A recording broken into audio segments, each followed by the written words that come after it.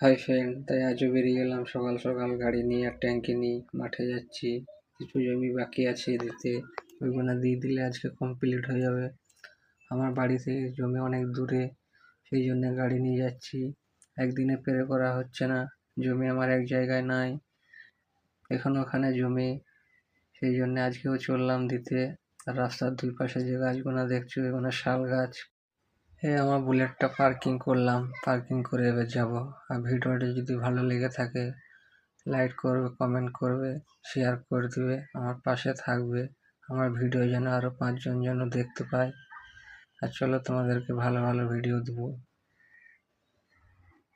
এই চলে এলাম মাঠ। আমরা এত কষ্ট করে মাথার ঘাম পায়ে ফেলে চাষ করছি, আর ধান বিক্রি করতে গেলে ধানের দাম পাচ্ছি না। 800 টাকা 900 টাকা বস্তা, রোদে পুড়ে তাল পাতার মতন হয়ে যাচ্ছে। এত মেহনত করে আমরা ধানের দাম পাচ্ছি না।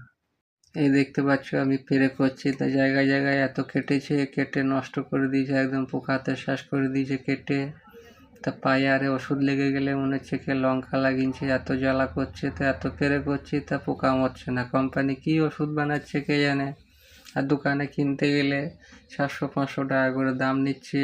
আমার কোনো ক্যামেরাম্যান নাই, তাই একজনকে ধরে নিয়ে এলাম ক্যামেরা করার জন্যে। সেই উপরে ক্যামেরা করে দিচ্ছে।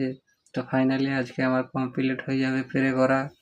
আবার দিন 10 পর করতে হবে, না করলে প্রজাপতিগুলো উড়ে বসে আবার পোকা সৃষ্টি করে, আবার পোকাতে তখন কাটতে লাগবে। তা মেঘের ওয়েদার ঠিক নাই, বৃষ্টি হতে পারে। 1 ঘন্টা সময় পেলেই কাজ হয়ে যাবে। তাই যাচ্ছি বাড়ি।